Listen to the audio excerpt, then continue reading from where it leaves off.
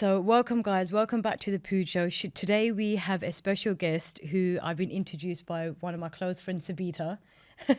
So Sabita's introduced us. So I give it to Cowboy Baines. Thank you, Pooja, for having me on your podcast. My name's Cowboy Baines. I'm the author of a book called Not Our Daughter, The True Story of a Daughter-in-Law. Showing the book. And a human rights activist. And yeah, it's just a journey that I've done. Thank you for that, Cowboy. So going back to Cowboy introducing herself, I met Cowboy through one of her friends, one of my good friends called Sabita, and she introduced us and she said, I've got the best person for a podcast. And she was like, do you remember when I was discussed Cowboy? And I was like, yeah, you did, a few years ago she did. Yeah. And she was like, I'm going to introduce to her. She's reliable, she's consistent, she's really good. And I was like, okay, like, let's do this. What version has she met of me? And I was like, yeah, because I told her a bit about like a few podcasts that they fell through and stuff. And she was like, I got the best person for you. So she went out, and I remember literally that day or the day after she messaged you. And then also she told me about the book. You told me a bit about it. So at the moment, I'm reading Not Our Daughter by Cowboy Baines. I am on page 64, and the only reason I've left it for that long because I have been ill. Yeah, no, yes, okay. And Cowboy knows that. Yeah. So I shouldn't throw any quizzes and questions right past 64 past pages. page 64, but I'm really enjoying this. Like I've read a little bit about also your background and stuff, and I'm also dyslexic, so it takes me a long time to read stuff and understand. But I'm really, really enjoying this. And you know what it is? Like for someone who's dyslexic, it's very it's really straightforward to read. Like easy. It's very easy, and I think that's one of the best things about it. Yeah. Because since I've been young, I have difficulties with reading and just like focusing mainly, and the word jumps everywhere and stuff, isn't it? So Yeah. But yeah, so I do recommend you guys to purchase this book. And ever since I've put it up on my Instagram, a lot of my friends, Asian girl mates, have said, I want to read this because I feel like I'm this. And I'm like, you know what? You don't even know half the stuff. But so after I read this, I'm going to be passing on to my friends as well. Okay. So yeah, it got a lot of attention, trust me. So a title, something to do with the title. It was literally the title, Not Our Daughter, The True Story of a Daughter-in-Law, and literally so many of my girl mates like, oh, that should be me. And I was like, you haven't even read the book. No. Can I give a story about the title? So the yes, titles of course, come from, of course. do you know the Punjabi saying that they have, like when a girl gets married? And growing up, I constantly heard this when I saw older cousins getting married. Yeah. And it was very much, Tia varigire, noha varigini, kista in a Punjabi household, which translate to be like a daughter, not a daughter-in-law in our home. Yeah.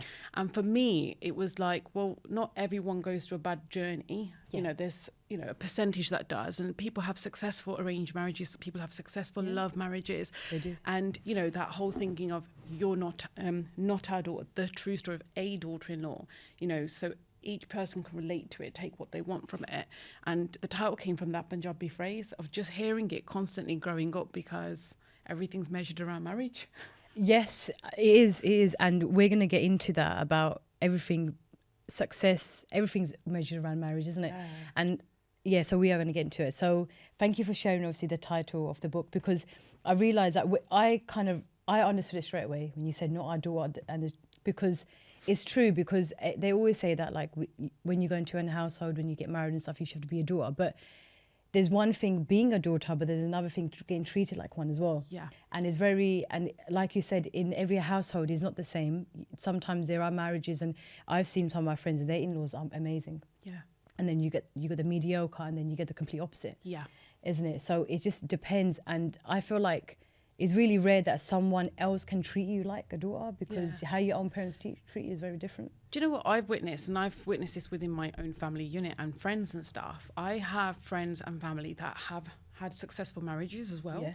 And, some that live with them, some that live without them. And I mean, one of my cousins who I adore and I get on with, and I've always said this to her, you're the one person I look up to, married for 10 years, living with her in-law still.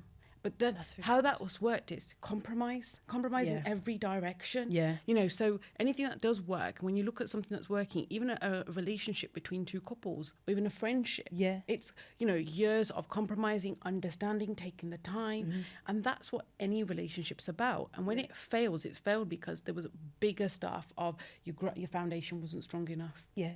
And that's the spot thing. on. And it's lack of communication, lack of trust, lack of number of things. Yeah. And that was something that had gone through my personal journey, which I saw with the women before me as well. Yeah. And I just had enough that I just wanted to talk about things. Yeah, and why not? Because at the same time, when you talk about things, other people, like you open doors for other people, because people will be feeling the same way as you. But then in our culture, girls are not allowed to really speak a lot. Yeah. We shouldn't be outspoken because we'd be taken in the wrong way. So even when you're saying about the girls, so my cousin that lives with her in-laws, I mean, she said that to them. That was one of the things that she said. Yeah. She said, you know, if you. They said we would love you, because they haven't got a girl in their household at all. So she was the first girl coming into their home, and she said, and I remember when she got engaged, in-law said to her, we want you to live like a daughter in our home, so we want to know what we can do to make you feel comfortable. Yeah. She said, well, don't just say it, treat me like one. Yeah. Treat me like one. Yeah. And again, she's been treated so equally to the boys. Yeah. And, you know, where if the boys went out, she was allowed, it wasn't allowed out, but she was out with them. And it was a case where, okay, if she's doing something, she'd communicate and she'd be like, I'll be back at this time. But they never questioned it. And she goes, but that came with time, trust, you know, having certain conversations that were uncomfortable for us, because even, she goes, naturally, she'd put pressure on herself. Because thinking, you know, again, because we're so drilled as women that we have to be, what is a perfect daughter-in-law? And, you know, where's the manuscript for this perfect daughter-in-law? Because I'd love to see it. And it's evolved and changed so much. And it's family to family that the standards changed by. Yeah, they do. Yeah. So then it's like, what is a perfect daughter-in-law? And she goes, she started putting pressure on herself. And how she expressed that to me and shared it with me. And she goes, and then I got talking to friends and other family members, and they've all said, subconsciously, as women, we have put pressures on ourselves to be this perfect person. And not that it's happened because you're stuck between your mother's generation and your own generation. And there's a big gap. And you're trying to please everyone. And whilst you're doing that, you're losing a part of yourself in the process. Exactly. Do you know what? You couldn't have said it better. And that's what happens. And that is one of the topics that we're going to kind of discuss for the next like half an hour-ish, that people in our community just want to please society. Yeah. And you lose yourself. Yeah. To be honest, if I tell you the truth, when I was at policy advisor, when I worked at the Home Office, everyone's very different to me. And I tried to adjust to them and try to be like them. And I lost myself completely. That it just made me depressed, and I didn't like it. That I had to go.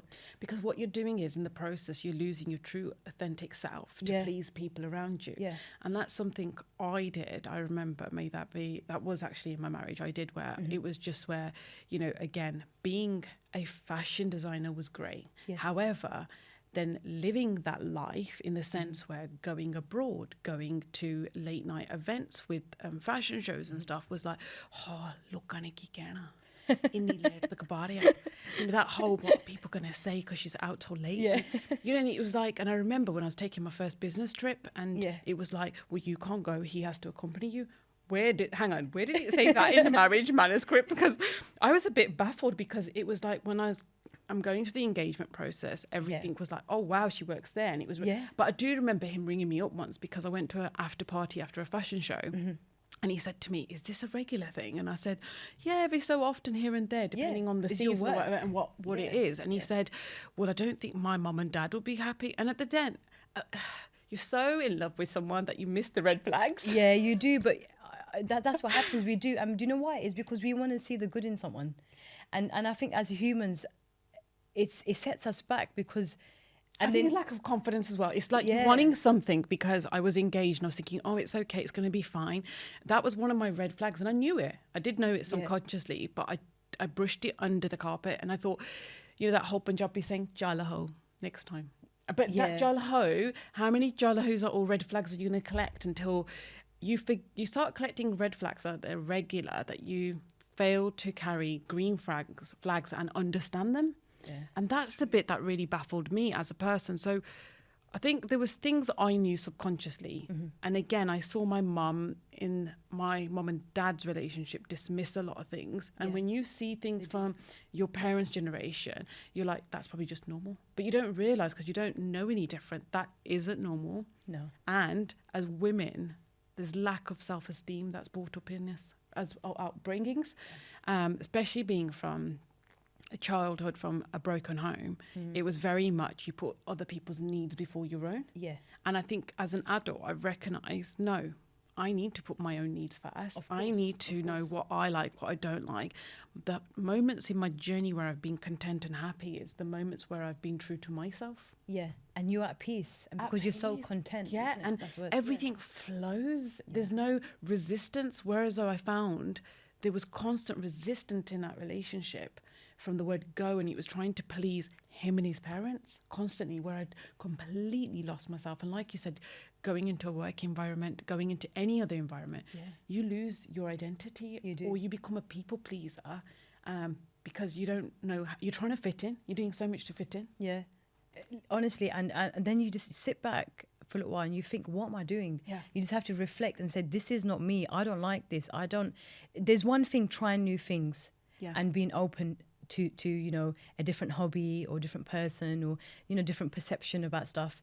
But then there's the second part that, okay, I'm just losing myself at the same time. I'm like losing like my principles and morals, and values, and your values. And I think once you lose that, then I think then that's it. And then what does that say about you as a person, isn't it? And I think that's with everyone. I think as humans, we always try and please, and especially Asian girls in the South Asian community, doesn't matter which religion and stuff you are. It's just about pleasing. But I don't think in this world, no one will be ever pleased. Yeah. Because if it's not one thing, it's something else. But then I find there's lack of awareness within the South Asian community in girls, where we got to bring them up with self-esteem and confidence is one thing. But however, it's not just self-esteem and confidence, because I do stuff, if you don't mind me mentioning, I volunteer with the Sharon Project charity. We go into schools and colleges and talk to kids about what healthy relationships are, just by starting that conversation of what is love. I've gone in and I've gone like, how would you describe what love is to you? And a lot of girls assume, especially if I've seen in the South Asian community, straight away it's linked to a boy. And I'm like, no, if anything, oh my God, I love the way my mum, like my nanny, puts, tail in my hair, oil in my hair. Yeah. I love the way my mum makes my favorite food. Yeah. Love is described in so many different ways and different forms. Yeah. But it's funny how it's always associated with the boy. Yeah. And again, it's that lack of self-esteem and confidence within yourself to understand. So when I'd gone through my journey, I had to do a lot of unlearning to understand new patterns and revalue my values to understand who I am as a person. Yeah. And then on top of that, it was like, so when you go into schools and college, you do that. I see lack of self-esteem. I see lack of awareness of in girls. People think, because to bring the self-esteem, let's bring, let's teach them like some sort of like karate or some sort of like sports activity. Yes, you should do that. However, boundaries. Yeah. Conversations at home. Yep. And boundaries, especially teaching them. This is something I learned later on after my divorce, where actually no means no. Yeah. No means no, and I don't want to do that because I'm not feeling to it. I don't want to, even like growing up, I'll use an example. Any relatives came round, may they be male or female, you had to hug them. I don't want to hug them. Yeah. I don't want to hug them. We had to kiss them in the cheek and hug them. Yeah. Or it was a case where you had to come down to say Sasrikal. Yeah. What if I'm in my bedroom and I'm busy and I'm in the flow of doing something really important to me? But I had to stop that. Yeah. So this is where you don't realise you're doing these dysfunctional patterns, which then in adulthood, as you... Obviously now there's more awareness around safeguarding and other things and elements where if the child doesn't want to do it, a lot of parents now wouldn't force their kids. No, nowadays it's because I think the next generation have understood. However, but there's so many things that they made us girls go through that we're now having to unlearn in adulthood. I know I've spent the last decade doing a lot of that and an understanding and identifying, no, a boundary is there for a reason. And any healthy relationship, may that be with a child, may that be with your partner, may that be with your friends, anyone, your work colleague, there needs to be boundaries. Yeah. By having set boundaries and also them understanding where you're coming from, what your values are, and you first of all being self-aware to know what your values are, to then being able to communicate them. And anyone that respects you as a person and believes that relationship is important to them will respect your boundaries and what your values are, that they wouldn't cross those lines. And if they do, they know what they're doing. They're self-aware and they think they can take, advantage of that situation. No, this is relative blood or not blood, Yeah. I draw the line. Yeah, no, of course, 100%. And I've because had you have to be able to equal. get where I am today to heal. And I think it's so important. And that's one of the things we do when we go to schools and colleges with young girls, talk about what is love, taking it down to obviously talking about harmful practices within the South Asian communities. It could be leading on to, you know, raising awareness around safeguarding around honour-based abuse, forced marriage, FGM, and all these kind of conversations which aren't very easy to do, but you have to drop a seed and plant it and allow it to grow in their own little minds in their own way, and get them to understand, if you were to fall into any of these issues, who would you call to for support and help? You know, who's there for you? Your teachers, your peers, your parents, your, you know, the local authorities, giving this information to them. But there's a way of doing these conversations that's so important. And I think when people go, oh, that doesn't happen in my community, it happens in every single community. Exactly. But the difference is the percentage is lower, let's say in the Punjabi community compared to the Muslim community, the Hindu community. The percentages are different, but it happens in every single community. It happens, and I feel like it happens in different ways. And I've always said, like, for example, like in all the South Asian communities, is like boys can do what they want, and obviously, you know, girls, they have to be a bit mindful and stuff. And obviously we're gonna come to that as well. And I think it's everywhere. So it doesn't matter which religion you are, background. It's there. It's there. And it just like it's done with a different approach. I think, and that's all it is. Abuse goes on around us every day, regardless of where we are, where we're working, what we're doing, and it happens. But the thing is, may you be witness to it or not. May you be aware of it or not. You know, accepting it or denying it. Fact is, if you know it happens, my question to you, everybody, is what are you doing to bring those conversations in your own home, to raise awareness, to understand it happens, even though you don't want to accept it. But how can you bring about those healthy conversations rather than it being seen as a toxic subject? Let's close it down. Let's push it under the carpet, because that makes the matter worse. Because if it was then to happen to someone you know, may that be in your friends circle, your family circle, how are you able to address those conversations and have those healthy conversations in a mature way without just dismissing it? And I think being in denial is another dangerous thing, because as you know from working in the Home Office, there's policies and procedures, and government put things because they recognise the shift in society over the years. And especially even if you look at, I mean, you know this, I know this, through COVID, how much has happened. So as much as the abuse was going on pre-COVID with honour-based abuse, forced marriage, FGM, human trafficking. It all stopped once the flights and everything, the world stopped. However, we all know this, it's going to be at its highest peak now because the world's open back up. And it's the risk's going to be a lot more. There's going to be a lot more abuse happening. It's going to be happening because it's been parked up and just sitting there for the time the pandemic was happening. That's a good 2 years, because it was on and off, isn't it? So if you've got a human person there trafficking into a country, which, you know, like, and then that person's been sat there and now they're at a value of something, that's going to be, the movement's going to be happening, but it's happening amongst people. So we don't even know what's been happening around us. So if you've mentioned how I know Sabita, I met Sabita on it's called the Operation Limelight, the Border Force, and NGOs, charities, and the Home Office, and Police Force. So a number of people get together, and I do that through the Sharon Project. Okay, when I started. So that's how you have that connection. Okay, and I'd met Sabita, but she'd had read my book, which I hadn't a clue about. Okay. And she knew that I'd gone to a couple of other sessions, and the thing is, you can't just volunteer. It's they do a massive security check and things like that on you. So she was like, if she's turned up to the last two, she might be at this one. So she turned up, and then when we're there, straight away she came and reached up to me, and we just started talking. And again, this is where we raise awareness within the the airport, in the sense where looking at flights that are prevalent for FGM, looking at where human trafficking is going to happen, where honour-based abuse might be, and certain communities, certain flights we target. May that be arrivals or departure. Departure is great because you can prevent it happening and leaving your country. Exactly, Arrivals I'll use an example of what just happened. This is just the 5th of January, 2023. I was volunteering this year with Operation Limelight again. Less like a month and a bit ago. A month ago, just about 6 weeks ago. And basically what has happened is there was a gentleman on the flight and he was looking through child porn. On a flight, amongst people, in front of people around him. Yeah. A lady sat behind him, or a gentleman, I don't know who it was, who reported it, saw the inappropriate stuff going on their phone. Yeah. So went and reported it to the air stewardess. Air stewardess alerted the local authorities on ground. Okay. So when we knew we were going to target that flight, we weren't basically just sitting there. We were stood to a side, and we knew there was Alan, who's like the lead of the whole Operation Limelight, was there with a group of people ready to first arrest this gentleman, or take him to a side. Well, not arrest him, but take him to a side to be questioned and investigate the matter further before they take it down whichever avenue they need to.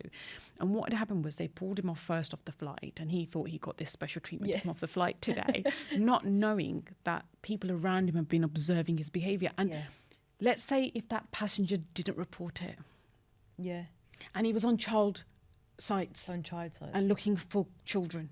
So say if he hadn't of reported that incident, you know, that's one person coming off a flight into this country and is thinking of how he's going to be, what he's going to be doing. And he's walking amongst, you know, through an airport. Yeah. There's kids, there's children, there's other passengers, there's parents. They don't even know their child's at risk. Yeah. He's sitting on a plane with children.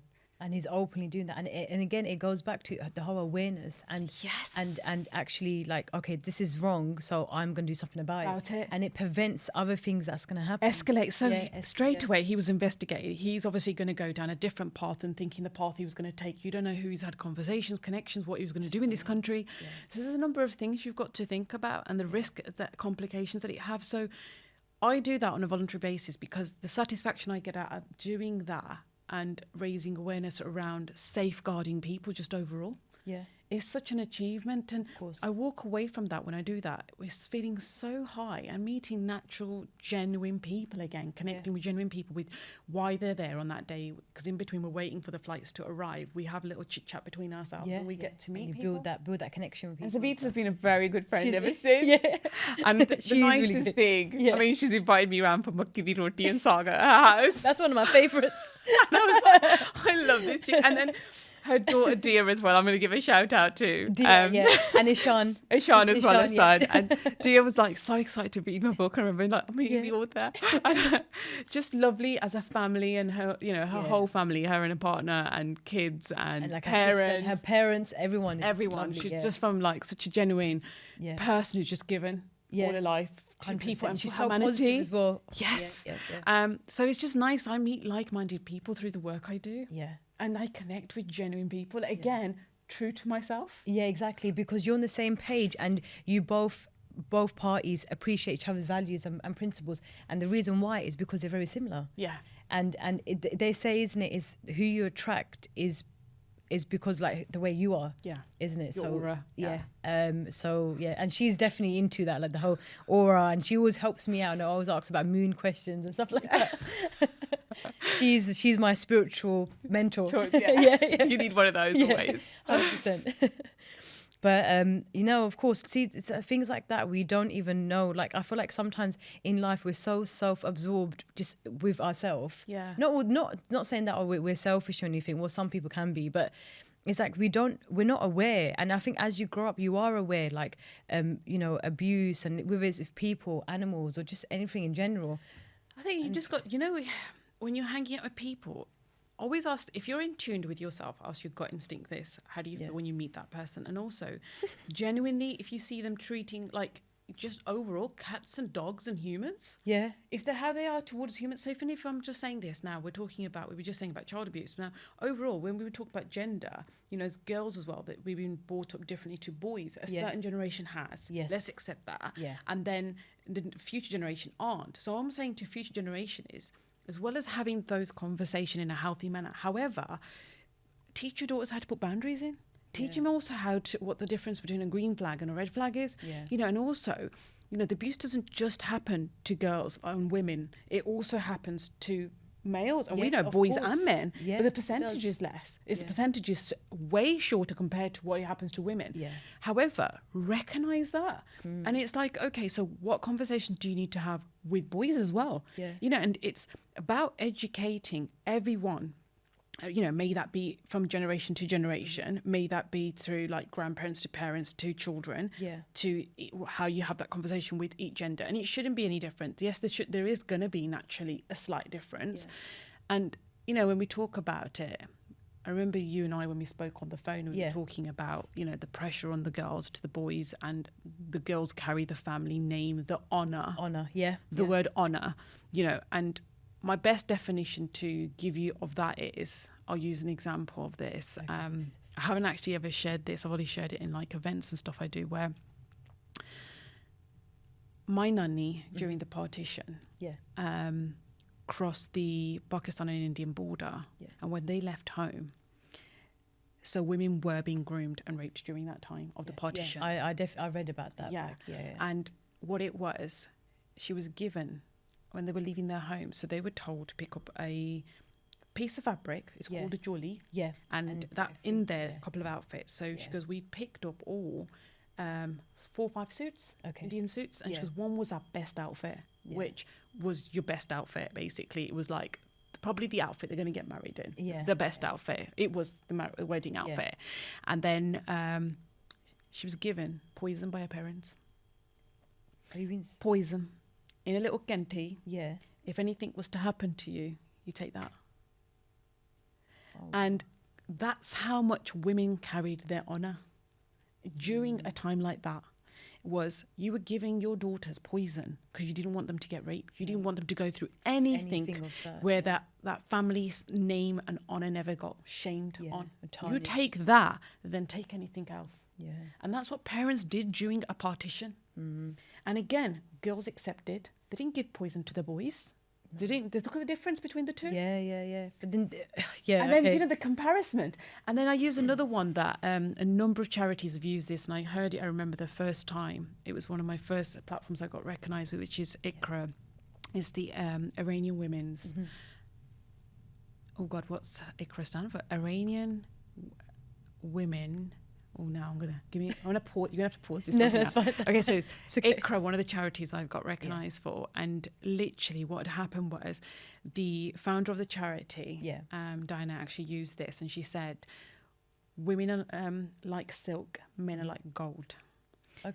Throw a man in mud, and it washes off him very quickly. Throw a silk." In mud, you can't get the stains off it. No, you can't. And the two are different. They are very different.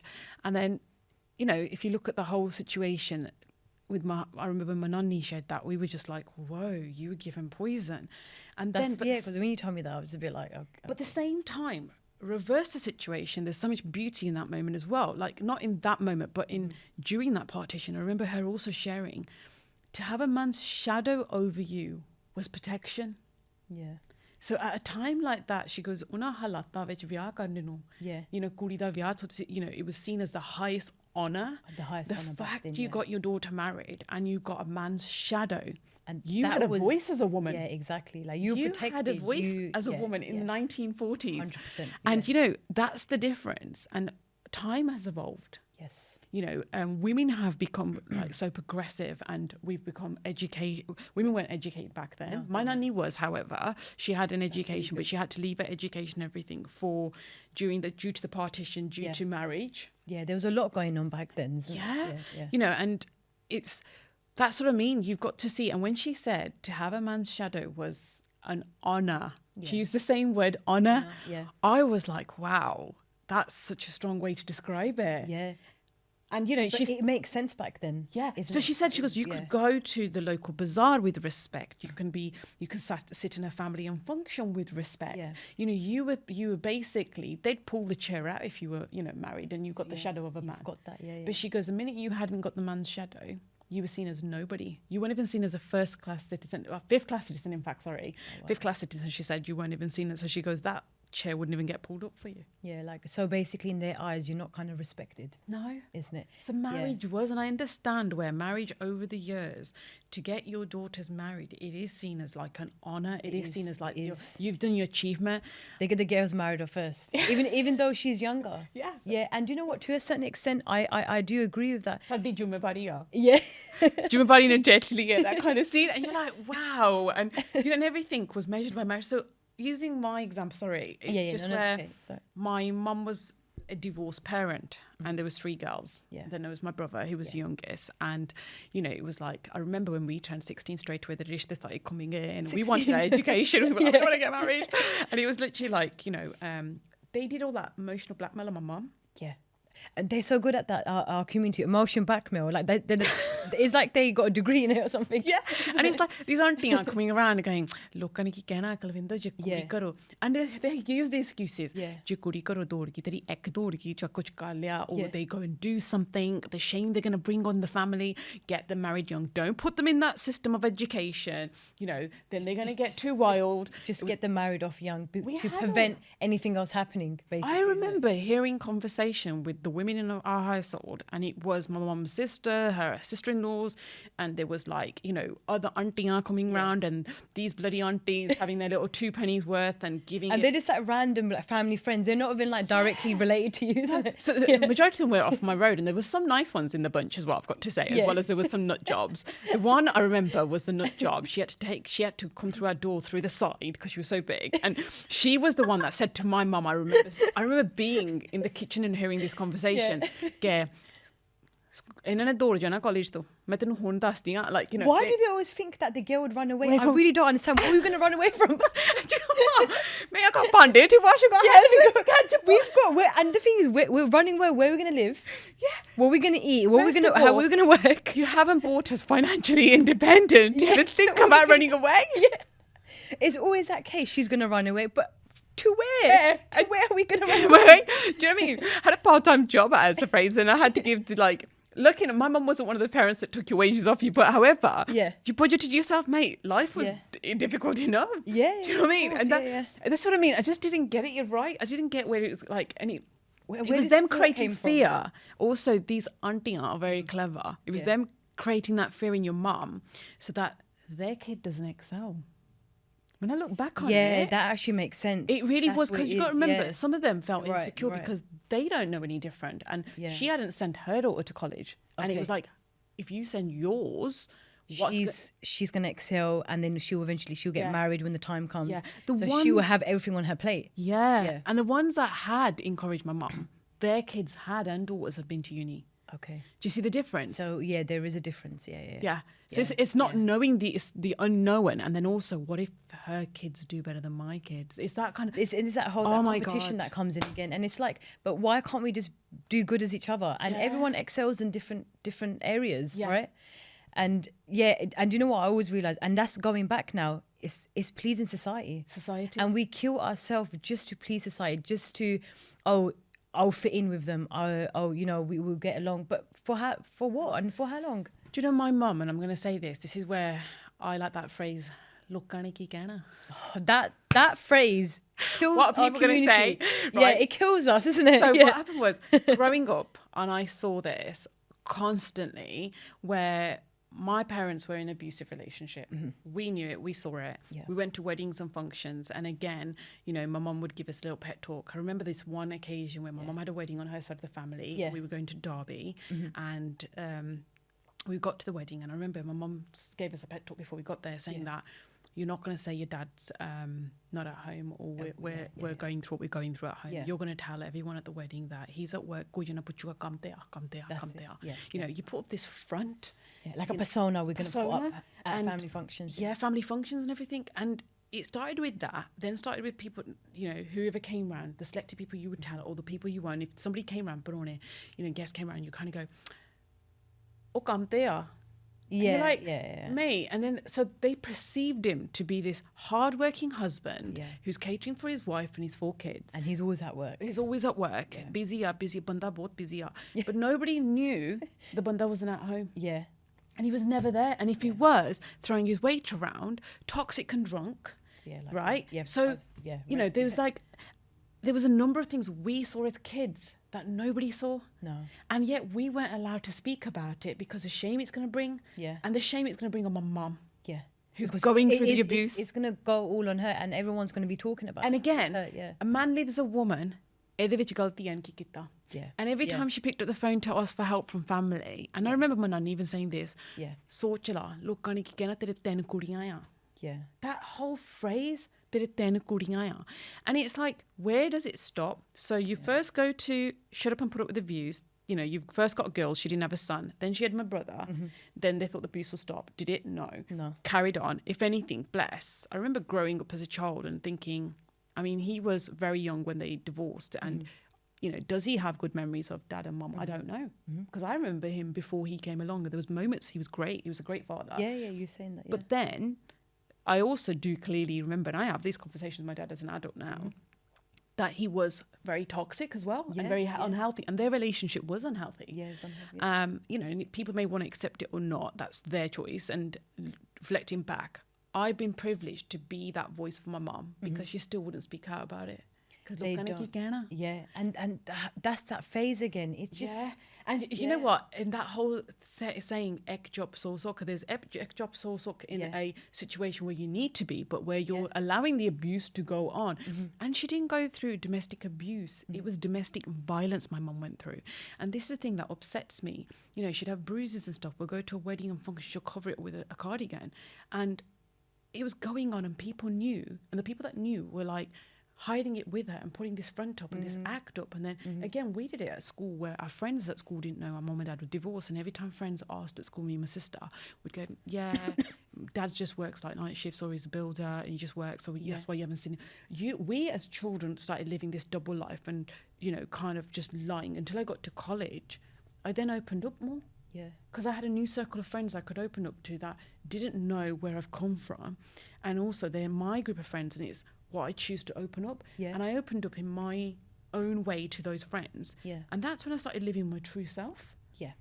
With age, you realise, because like you said before, you unlearn things. And I've always said to people, unlearning is a form of learning. A form of healing as well. And 100% healing. Oh, that comes really... And I think also, none of my college friends were Indian. I've got to just say that. Okay. I had, because I did fashion, I was on a very mixed, diverse group of friendship. The group's diverse, yeah. And you know what? It was so lovely and refreshing where, again, they didn't see it as anything. It was like, okay, so, and again, being dyslexic, and it was where I was struggling with assignments. They could see I was really great with my creative start of the work, but my theory I wasn't. Yeah. So what can we do to help you? And they recognised my dyslexia. They're the ones that brought it to my lecturer. That's really good. That's really good. And there was that to me. I had the great support of friends around me, and that was my community. And literally, me opening up to them, they gave me the support. They encouraged me to go to uni. That is really good. And you know, I wouldn't have got a degree if it wasn't for that group of friends. And we're still friends till this day. And even on the way here now, we have we call ourselves. Do you remember that store called Bernardes? I think it was. Yes, yeah. No, United Coloured of Bennett's. Yes, United Coloured of Bennett's. I remember that one. So that's our WhatsApp group, and all of us are on there. And I was just sharing with them that I'm on my way here, and then one of our friends has just had her first day of going back into work, into teaching. She wants to be a teacher, and she had a student with the same name as her, and this student, she goes, and lighted her little face up, and you know, and we still talk to this day and make the time out. And these are my genuine real friends, my uni friends, my college friends. They're ones that, you know, really I'd opened up and been my true self to them. Yeah. And they, because of like your friendship and the way they were, is who you are today. Yeah. And that's what I've always said to people, that like the people that are on, you know, your journey, because I realize like you learn everything and you go through phases all in your 20s, and by the time you get to like 30s and stuff like that, you become this evolved person, and it's who you are, isn't it? So what I found with myself was my journey. I went from doing that, and then when I got married, I went through the abuse. I started hiding it like my mum. Okay, but then that's what we've seen since we've been, isn't it? We've witnessed that, we model that. Yeah. That's what it is. What had happened was, and that's when I started losing myself again. And I realised it wasn't again. I watched it as a child, watching my mum hiding it. Yeah. I'm doing the same thing, but this time I wasn't just hiding it. I was even hiding it from my mum. You hid it from your mum as well? My mum as well. Yeah. And I think when you look at these dysfunction patterns, Yeah. and that's all you know. And again, your self-esteem, your confidence, you don't know who to call to. Again, because I saw her reach out to family, I thought, is it good for me to reach out? I even questioned that. And when I did reach out for help, again, it wasn't because these people, all they've known as, may that be family or friends, all they know it is their way of dealing with it is, again, shut up and put up with it. And very, very much where we hear you, but there's nothing we can do for you other than listen. And I mean, some individuals listened and even gossiped afterward. Some listened and were like, okay, we can be there to support and help you out. Some helped me to a certain point. And whoever helped me, I respect them. Yeah, of course. However, they didn't have the correct toolkits to guide me properly. Yeah, and that's the thing. And sometimes when you do reach out to for help, sometimes you think that the support you're going to get back is either going to... Well, they didn't realise. They'd put me into more risk at times of the guidance they gave me. And if you look at it now, when even I'm talking to you about volunteering on Operation Limelight, the Sharon Project, you know, even any other platform that I volunteer on or anything I do with my, you know, through the book, all the opportunities have come through. The conversation is led through how can you safeguard an individual? And it's, you know, knowing the correct behavior, the correct method. You know, there's a number of ways people can reach out for help and support. And even I say this to any friend that tells me they're going through something, listen, take it on, document it. But, you know, you can't intervene and tell them what to do. What you can do is, you know, say to them, when you're ready, you tell me when you need me to pull the plug, to give you that support. If you want me to step in, if you want me to report it, if you want me to, you know, how do you want to? Because you got to also ask that individual. I wasn't asked. I was always told. And I remember the first time I said it, it was very much, oh, it's his first time hating you, doesn't matter. It was almost dismissing my emotions and my feelings. But all of that gets dismissed because they think, oh, it's the first time, it's not going to happen again. But that's what kept happening to my mum. Yeah, it continues and it continues because that person thinks that is normal and she's not going to say nothing, so I can just continue with it. Yeah, but the thing is, they're also the people guiding you. They're saying to you, "Chal ho, ek pehli bari ho gaya, dujji bari ho gaya, tijji bari ho gaya." You know, that's first time, second time, third time, whatever. Fact is, it should be like, okay, it's happened, right? This needs to be dealt with, like with a bit of, right, profession. This needs to be spoken about, needs to be called out the first time, not the second, not the third, not the fourth. By shutting it down, you're giving the message you're giving to the person who's abusing the person is, it's okay to abuse our child. It's okay to abuse, and that's what it is, because you're, without saying it, so indirectly you're saying it, oh, it's okay. And like you said, it has to be dealt in a certain manner. And going back now, what we're talking about, boundaries. And that's what it is. And I think South Asian girls, we're not taught that. No. And this is where, as parents, you know, so you say to your daughter, it doesn't matter who it is, they lift a finger on you, that is your drawing line. That is it. Right? And after that, I can proudly say today, I've had relationships afterward and they've been nothing but healthy. Because they've had boundaries in them. And if I feel they've got toxic, I'm sorry, I've walked away. Then you step away. Like, I'm not going to put up with it because I'm not going to settle for less. I don't deserve less. No.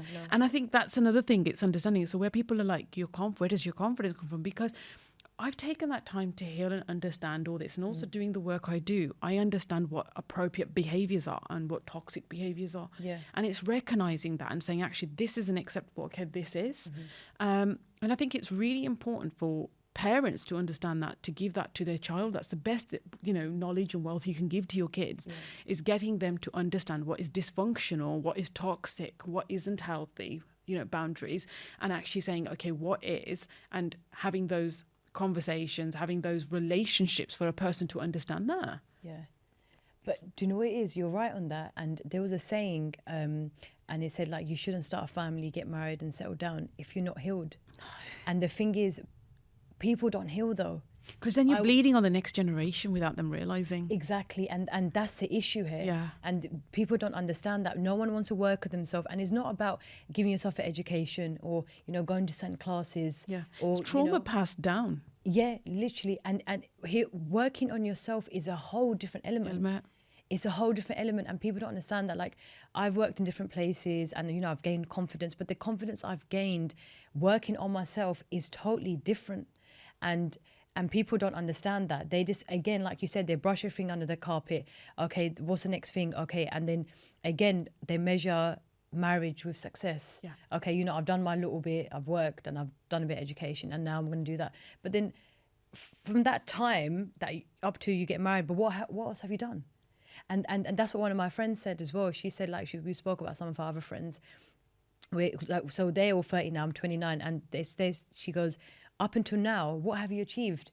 Okay, now you want to get married and stuff, but then what else have you done? And also, do you know another thing? Can I just say, because you've turned 29, do you feel the pressure, if you don't mind me asking you this question? Because, oh my God, I'm hitting 30, and then your parents as well, and people around you. Oh my God, you're going to be 30 next year. You should be settled down by now. Yeah. So, yeah, no, of course. So I'm not going to lie. So going back when I was in my mid-20s, I don't know why. I think because everyone around me was settling down, getting married, and then I thought I had to do it. And I was ignoring everything else. I was ignoring like my career and, you know, my passions and stuff, what I needed to do, like what I'm doing now. And then I thought, I need to get married. I need to get... And it's constant pressure about marriage. And I was then literally lockdown hit, and I started to focus on, you know, my podcasting, fitness stuff, everything. And I was like, if I got married, I won't be able to do this because well, no, you should be able to. You should be able to. If you find the right partner, person, you will be able to do everything you want to do. Let's get that one right, because that's something I've learned. You know something, you will be able to still do everything. Because let me use an example of another incident I had where I'm part of the Women of the Future Ambassador Program as well. Yeah. There was another two lovely ladies I met, and they're amazing on this platform. Yeah. And we'd gone into a school to do a talk, and it was about dyslexia. Yeah. I spoke about my dyslexia, and they spoke about the hurdles they've had in their career, and we were talking about obstacles we've had to all these young girls. And one of them was a 26-year-old sitting next to me, a girl from India, Cambridge graduate. Oh my God. You told me this. Yeah. She was such an overachiever. And I turned to her at one point and went, wow, you're amazing. And I went, what you've done, you're on your MBE at Cambridge University. And I was like, and I would, you know, love to be you at your age. If that was me, and I had the head I got on my shoulders today, I wish I had it then at that age, at your age. And she said, and I goes, even like, you're so clued on. She turned to me and she went, do you know what the saddest thing she said to me? She went, but it measures up to nothing because I'm not married. My parents don't think my achievements are anything unless I'm married. Yeah. And I went, like, that's a final box you have to tick. Oh my God, when she said that to me, I went, what? I went, I'm just in awe with you for the person you are and what you've gained, the experience, the livelihood and qualifications at what university you're at. Wow. And the head you've got on your shoulders. Yeah. And you're telling me that you're not measured up to anything. So just before Christmas, she's got engaged and she's got married. And I actually on Instagram with her, and I went, they got to be proud now. She went, they finally are. And do you know what? It's so true. sad. But then it's sad, and this is what I mean, even when you're saying, like, you know, you've took that time in lockdown to focus on yourself. But I still and again, I'm going to be honest, I was like that in my 20s because I was never taught. Yes, I was doing all these achievements. I was this fashion designer. I was traveling. I was doing all this. But never did I get a pat on the back to the point where my mum was proud of me, I've got to say. Yeah. However, it was just like the people like, oh, who's going to marry her because the job she does. Oh, it was like constantly these obstacles because I'm not doing what every other Asian was doing at the time. Yeah. And I was just like, wow, the comments coming in. And then I felt the pressure, I'm not going to lie, because I was I was 26, 27. Yeah. Like, oh my God, all my cousins, everyone's getting married around me. I should be. Yeah. And you end up picking the wrong person. And I know I did that. I'm taking full responsibility. I take full responsibility. You kind of, the pressure from family, pressure my mum being a single parent, you know, I met this guy and I remember people around me going, you're not going to meet another guy like that. You better hurry it up. And all these comments. It's like, how do you know that? Is the world is your oyster. Yeah. But there's so many amazing people out there. Yeah, exactly. And you know what? At the time, I didn't see it like that. But then again, it's because we only see what we've been told. And what's around you. And what's around us. Yeah. And you know, until we get out. Even when I got married and divorced, again, let's talk about society here. So it's first you're not going to meet someone, and then you meet someone, oh my God, you better run down that aisle. Yeah. Then it's like when you get married, even though you're going through what you're going through, and I broke away from it. Yeah. So even with my mum breaking away, look, and again, all the time, society, kuriya. You know, even when she did break away, who's going to marry your daughters? All this pressure they've put on her, the society overall, you know, may that be family, may that be friends, may that be just in general people. Yeah. Same thing with me. So, you know, once I've got married, I'm going through the abuse, I'm wanting to leave my marriage. It was very much where like, if you leave him, the shame it's going to bring on you because your mum's a divorcee. You're going to be a divorcee. They're going to say, yeah, that's what they're going to say. And I was like, what? And this emotional blackmail, this constant pressure. Do you know when I walked out? Thank God I did. And I remember my mum's wise words when she brought me home. She goes, you better get thick-skinned. Yeah. She goes, because there are going to be people that are going to, you think that are your friends and your family, because they're going to be talking behind your back, talking to your face, saying things about you. And trust me, this world out there is ugly. Yeah, and do you know what? It was one of the best advice. That was the first night my mum brought me home. She goes, whatever you make a decision, whatever choice you make, because at the time we just separated. We hadn't even said we're going to go for a divorce. We were going to, in my mind at the time, was we're going to go for the process of working at things. Yeah. And she goes, but I'm telling you now, if whatever choice you make, out there is not nice. It's not nice, and to be honest, the world isn't nice. But there are people out there that genuinely care. You do get them, and you do find them somehow. Yeah. And like you said, like how when we work on ourselves, why aren't we bringing up daughters to be like, you know what? Have your passion, have everything. And why aren't we praising those women just as much? Because why are we not praising those women to be like, actually, she's achieved that. Well done. Celebrating her achievement, celebrating someone's wedding, celebrating someone having a baby. We are filled enough to celebrate everything. Yeah, we should. Everybody in every way. Yeah. Why is it a woman that's not married or decides that she doesn't want kids is seen as less of a person because that's what it is in our society.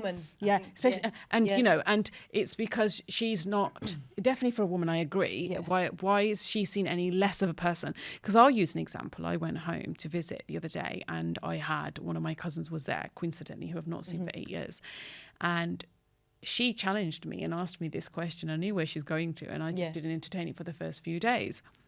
Third day, she threw the question at me, and the question was, she goes, that Punjabi saying, "Byayo vi nahi khosh ta single vi nahi banda khosh." And I went, "Speak for yourself, because I'm very happy." I went like that. My response was, and she then turned around and she said, "What?" And I went, "Yeah." And I goes, "People might be looking at me thinking I'm unhappy. I'm actually very, very happy." But that's what regardless they think, if I'm in a relationship or not, none of your business. But first of all, why are you assuming that a person that is single is unhappy? Yeah, because you know why? This is such a big thing, and me and my sister discussed this as well. Because people that are not all, people that are in relationships or marriage are unhappy. But then, you know, it's not even that. There's people that are happy, but marriage is hard work. Marriage is hard work. Let's accept that. You know, I'm not having marriage. No, but I'm going to be honest. Marriage is hard work, and it takes, you know, when people say it's 50, no, it's 100%, and you both got to work at it. Yeah. And also, you got to remember, within the South Asian community, there's layers of the connection of the family and the interfering of every single person in your situation as well. Yeah. There's that as well. So marriage is hard, I feel. Yeah. And I think a lot of people think it's not. And, you know, marriage is hard, being single is hard. But it's not, nothing's hard. It's the way you perceive and see things. Yeah. And it's the partner you have as well. Yeah. And the partner you have makes a massive difference. So, you know, like I've just said on your show, I've had healthy relationships. Yes. Yeah, right. And they've ended because we've either grown. I've had one incident where I've grown out of love. It was that simple. It was that simple. And it happens because we all change as people. Yeah. We evolve as people. So, you know, and there's healthiness in it, and there's toxic, but then that's me again recognizing what's the toxic relationship, what's a healthy relationship. And but then that also comes from, you know, being taught that and having that awareness, and our parents and our family telling us that. Yeah. Because when we're young, we don't know from right from wrong. We don't know. We just see and hear, and we think, oh, that's okay. Because we model that afterwards, don't we? Yeah.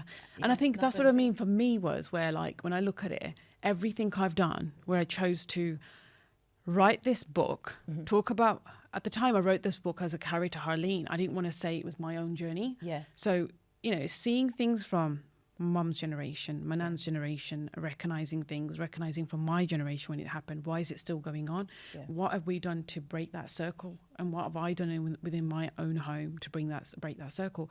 I chose to speak up about it. May people agree or disagree, that's their choice. Yeah. But I know I wanted to talk about it and raise awareness. Then led me on from writing this book to, you know, diving into a number of things I do today around safeguarding and talking about, you know, conversation and raising awareness around overall abuse, harmful practices. And that's it. And I just think you can't sum up if someone's if they're single or they're married, which is good or which is bad. Because to be honest, there's been moments in my life I've been so happy and content as a single person. There's been moments when I've been in a relationship and I'm like, oh my God, I'm in a great space. But it was that part of my journey of my life. Exactly. And you can't say one's successul or better than the other, but in our society overall, we do measure up if you're in a relationship. Again, it's like my nanny said, there was that, look on it, ton of qadr din de, ton of respect din they are. It's the same thing, because you think someone's in a relationship, or they must be better as a person, or they're doing great, they're doing better than you doing, because but they're doing you're nothing. 29 and you're single. You're not doing great. No. Your friends are doing better because they're married. They're all married. It's true. And it's down to that. It is down to that. It's sad. I can do 100 things what I'm doing, but I promised you, I tell you the truth. That's what my cousin said to me. It's not recognised. It doesn't matter what you've done in this decade or what you've achieved or what you've done. The day I get married, I'll be recognised. I look at you. She goes, then she said to me, she goes, you can't shut people's mouths up. I goes, no, what are people's mouths? You mean your mouth, because you're the people that are gossiping. To me, it's sad, because there is always someone ready to gossip about you. There's going to be someone always ready to talk about you. So always. You know what? But I just think they're insecure, and it shows the type of person they are. No. And you know what? There's always going to be someone that's not going to be satisfied with you. You've got to first of all be satisfied with yourself, and it comes back to self-awareness and taking responsibility. And self-belief. Yeah, because even when things fell apart, like I put my hands up and say, you know what, I went through that situation. I picked that person as my partner. I take responsibility for that. I'm not blaming anybody for it. But that's the first step of healing, because you've taken responsibility. And do you know what? You feel more content than when you sort of move on. Because you know what choices you've made and what my role in that was to play. And actually what I recognised was, I can spend the time blaming this person, but I've chosen to go, actually, what can I unlearn? What did I learn from that? What can I unlearn? How can I become a better person? And how can I develop myself? I focused on me. And by doing that, I've excelled. And again, I didn't let my dyslexia hold me back. I didn't let anything hold me back. You wrote a whole book. A whole book. Yeah. And then you know what? You've given me, you've people like me who are dyslexic, that, you know what, you can do it. Do you know, and that's the thing. And you're giving that belief and that confidence. Yeah, and do you know, and it's not just that. Do you know, I agree with what you're saying there, because even when I've gone into schools and kids are like, oh my God, you're doing this as a career, wow, what you do. And you've written a book, wow, have you done that? But do you know what? I just did it because I was at my lowest point. I had someone keep reminding me of all my bad in me, like saying that they were using my dyslexia, they were using everything they could against me about my character to break me. And if anything, the more you were pushing and saying those horrible things to me, the more I thought, I'm going to turn them around against you. And I want to see how you're going to manage that. And I turned my whole situation around today where I am. And it's the best version of yourself. Best version of myself. The people I hang out with, the people, even the friends I hang out with, and people who my friends are, long term I've known them, short term I've known them, or people I've connected through these platforms. We sit and discuss ideas. We haven't got time to gossip. Exactly, and that's what it comes down to. It literally comes down to that, people. I haven't got time for it. No. I haven't got time for it. I'd rather be growing and evolving and impacting someone's journey than be sitting there and you don't have that headspace. And society is always going to talk about you. So the more you realize that your self-worth is within yourself, focus on you, not anybody outside, you will get far in life. And you've obviously recognized that through COVID, where you've focused on your fitness, your podcast, things are growing for you, you're connecting with people that are more I've connected with you. Within a small period of time since October, because I told you I started, I've connected with so many people. I went out to Dubai and connected with, and I done podcasts with them, and I'll never think that. And not just that, it's like even you've said we have our common friend Sabita. And again, you were saying about how you weren't your true self at work, and you've had to change yourself. Again, you've gone from that to where you are today, that connecting with genuine people that are connecting you further and pushing you towards your passion. Exactly. Even more, that I'm enjoying it so much, basically. So I think do you know what I wish is that, especially girls in our community, take on the advice that you've given, but they don't. And again, it goes back to, they rely on obviously being in a marriage and stuff. And the thing is, no one's saying, oh, we're not going to get married or we're not going to have kids. No one's saying that. All I'm saying is that work on yourself so much that even if something does happen, obviously we're going to be upset and down and stuff, but you'll be able to get back up. Do you know what I'm going to say to parents as well? Bring up your boys and sons and daughters to be financially independent, first of all. Thank you. Yeah, yeah. By doing that, that's half, like we just said when they're saying that she's running away. Well, I haven't got the finance to run away. So bring your daughters up financially independent, first of all. So that then they've got... That still makes me laugh. You know what that is? It's basically, if they're financially independent, they've got choices. That's what they're scared of. And the thing is, that's one of the things I learned once I came out of my marriage.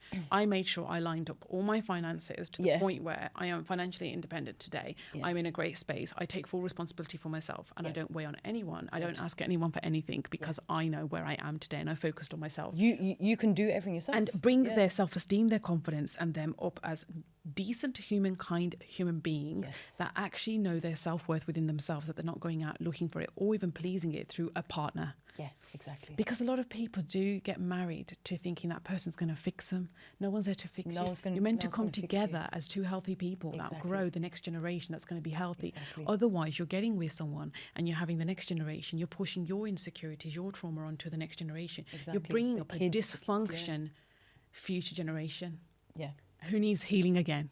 So what are you doing to make a change? And my question to the audience would be, think about your behaviors. What can you do? It can be the most simplest small change of, let's say, you've been taught in your household to leave the dishes for the women to pick up. If anything, how about you just take your dishes to the sink? Because you're going to get up anyway. Think about your own behaviors. What can you do in the most simplest change? Nothing dramatic, the simplest change. You can bring about those small changes.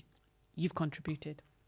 Thank you. Do you know? Okay. Yeah. Thank you for having me. Seriously, Pooja, I think it's one of the best talks. Thank you, Even Pooja. though we're so exhausted, and it's quite late at the moment, it's 11 o'clock.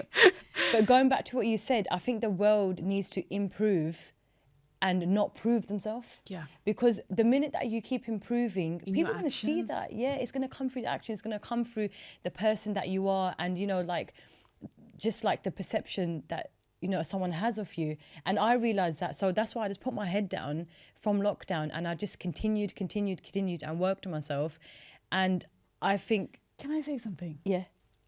And if you continue like this, you'll attract the right person who will support your vision and your dreams. Yeah. And I want you to know that, because... talking from experience, you could come across the right person who will push and encourage you, and that's what that be through your family, through your friends, through your partner. Yes, it will happen. Yeah, but just keep pursuing you. Yeah, and that's what I've been doing. And I get like comments and stuff about being married and stuff like that. And I said, but how can you just marry anyone? I can get up tomorrow and I get rich. Anyone can get married. Let me tell you something. Yeah. My mom, I'm going to use this. Rani de kudi da vyah ho gaya. So I was like, bloody hell, Rani's daughter met this dude in 2 weeks and got married. And she kept, so we had the joke going on in our family. So anyway, and I was like, I need to meet a guy and just get married in 2 weeks. But the thing is, people don't realise when you've got to live with them, it's a different story. It's a whole different book, yeah. You don't know them. And we're not our parents' generation, and we can't live for them. You've got to live for yourself. You have to live for yourself, yeah. And it's sad because obviously we love our parents, we love our grandparents, and we do anything for them. But the thing is, we have to be content as well. Yeah. We can't be just going on and just... We're also, Pooja, an extension of their values. We're not their values. That's another thing a lot of people get mixed up here, where they think... That's actually a good way to perceive it. We're an extension of their values, that we actually put our own values in with the values they've given us. We're never their true values. And I think it's sad when people think they're but that I've got to live those values. And I'm like, no, you don't. No, we don't. You take away the ones you prefer and are healthy to you as a human being, and move forward from there. And then that fits in our surroundings and whatnot as well. Yeah. Because some values don't even make sense. No. Some of the things don't make sense, isn't it? So no, you're right. But I think we have to wrap up now, because we have to. But thank you so much. No, seriously, I really, really appreciate it. I'm so happy that I met Sabita and Sabita met you, and that we got together and done this podcast. But before we sort of wrap up today, we're going to quickly, which is hopefully not take too long, do rapid fire questions. Quickly, go on then. Yep. Okay, so which do you prefer, pie or cake? Pie. Pie, okay. Movies or series? Movies. Okay, fair play. What would you wear, a watch or necklace? Ooh, watch or necklace? A necklace. Necklace, okay. What is your dream car? Ooh, okay. I'm a vintage girl, so I love old school cars. Nice. So for me, would be an old school Mini. One of those old school Minis, ones, or a Beetle. Nice. Okay, I can imagine that it will suit you. Yeah. Some an old school car. Okay, that'd be nice. Do you have any tattoos? I do. I Yeah? have a lotus. So I Oh, have only the one nice. tattoo, and it's a lotus, and that's it. Nice. Okay, yeah. Thank you. Thank Gabby. you. Thank you so much.